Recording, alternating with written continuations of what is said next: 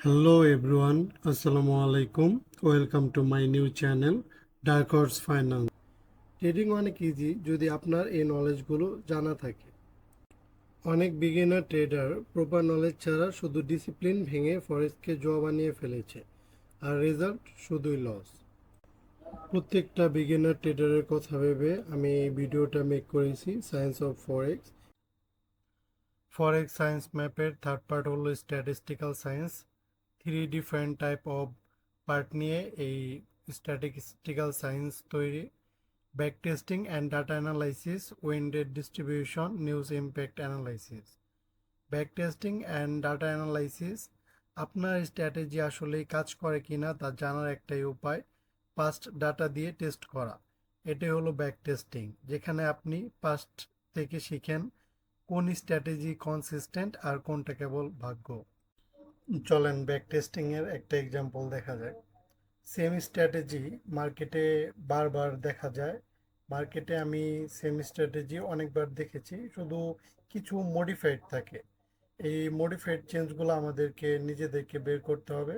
আমরা যদি একটা স্ট্র্যাটেজি দুইবারের উপরে তিনবার যদি কাজ না করে আমরা সাথে সাথে স্ট্র্যাটেজি চেঞ্জ করি, এটা কিন্তু ঠিক নয়, এটা আমাদের জন্যই ক্ষতিকর। আমরা স্ট্র্যাটেজিটা চাইলে মডিফাইড করতে পারি, আর আমরা যদি স্ট্র্যাটেজিটা মডিফাইড করি সেটা আমাদের জন্য আরও বেটার আউটকাম দিবে। আমি আপনাদেরকে যে এক্সাম্পলটা শো করলাম আপনারা একটু ভালো করে লক্ষ্য করলে দেখতে পারবেন এভরিথিং ওকে, বাট কিছু না কিছু মডিফাইড এখানে রয়েছে। স্ট্যাটিস্টিক্যাল সায়েন্সের সেকেন্ড পার্ট হলো উইন্ডেড ডিস্ট্রিবিউশন। এটাই ট্রেডারদের মেন্টাল গেম। আমরা অনেকে মনে করি যে 5-6টা লস মানে স্ট্র্যাটেজি কাজ করছে না, কিন্তু আসলে এটা পুরোপুরি নর্মাল। এটাই হলো প্রবাবিলিটি ডিস্ট্রিবিউশন ভেরিয়েন্স। মানে মার্কেটে কোনো কিছু 100% না। একই স্ট্র্যাটেজি কখনো আমাদেরকে প্রফিট দেবে, আবার কখনো সেটাই লসের মুখ দেখাবে।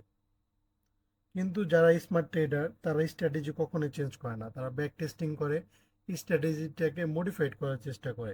তারা তাদের ভুল থেকে শেখার চেষ্টা করে, কারণ তারা জানে যে উইন রেট যদি 55% থেকে 60%-এর মধ্যে থাকে, কারণ লং টার্মে প্রফিট আসে কনসিস্টেন্সি থেকে। স্ট্যাটিস্টিক্যাল সায়েন্সের থার্ড পার্ট হলো নিউজ ইম্প্যাক্ট অ্যানালাইসিস।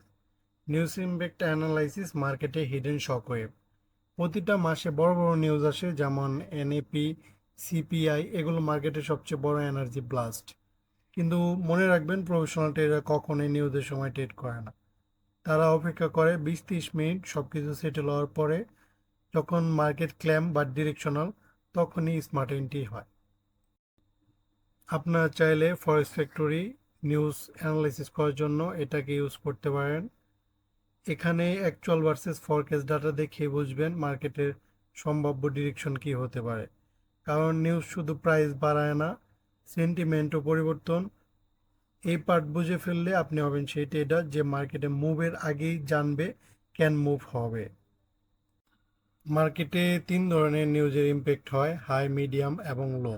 রেড কালারগুলাই আমাদেরকে দরকার, কারণ রেড কালার নিউজগুলাই হাই ইম্প্যাক্ট হয় আর সব থেকে বেশি ভলাটাইল এই সময়ই থাকে। আপনারা যদি একটু নিচে দেখেন যে এখানে আছে actual greater than forecast, best for currency. যদি আপনার অ্যাকচুয়াল ডাটাটা যদি ফরকাস্টের থেকে বেশি হয় তাহলে এটা কারেন্সির জন্য ভালো, আর ফরকাস্টের থেকে যদি অ্যাকচুয়াল কম হয় তাহলে এটা কারেন্সির জন্য ব্যাড। শুধু প্রফেশনাল ট্রেডাররা নিউজের সময় এন্ট্রি নেয় না, কারণ এই আপনার অ্যাকচুয়াল ডাটাটা পাওয়া যায় হলো নিউজ ইম্প্যাক্টের পরে। তাই সবাই 20-30 মিনিট পরে সব কিছু মার্চ করার পরেই মার্কেটে এন্ট্রি নেয় এই নিউজের সময়। চলেন একটা এক্সাম্পল দেখা যাক, তাহলে এটা আমাদের জন্য ক্লিয়ার হয়ে যাবে যে নিউজে আমরা কিভাবে অ্যানালাইসিস করব এবং কিভাবে ট্রেড ওপেন করব। আমাদের এখানে হাই ইম্প্যাক্ট নিউজ ছিল দুইটা, একটা 6টা 15-তে আর একটা ছিল 8টার সময়। তো আমরা 6টা 15 যে নিউজটা ছিল সেখানে আমরা কিভাবে ট্রেড নিয়েছি চলেন সেটা আপনাদেরকে দেখানো যাক। মার্কেটে এত বড় বিগ গ্রিন ক্যান্ডেল, এটা কিন্তু আমাদের নিউজ ইম্প্যাক্টের ক্যান্ডেল। আমি আপনাদেরকে বলেছিলাম যে actual greater than forecast it's good for currency, আর actual less than forecast it's bad for currency.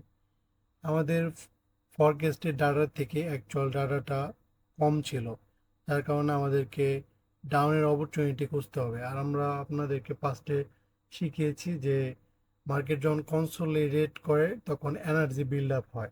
তো আমাদের নিউজ ইম্প্যাক্টের পরে মার্কেট কনসোলিডেট করছে।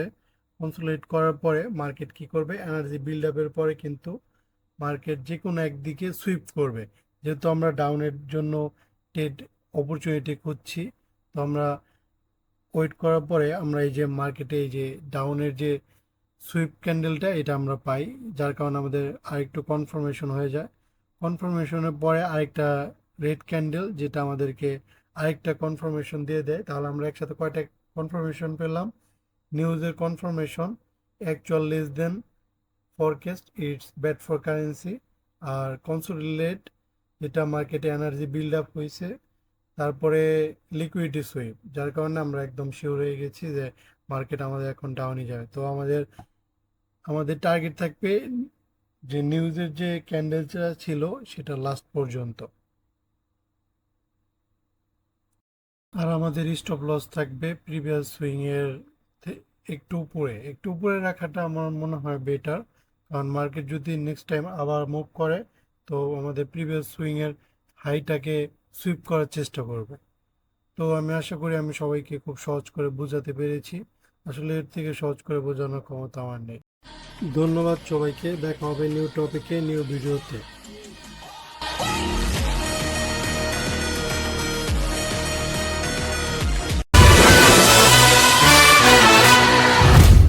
Ladies and gents, this is the moment you've waited for.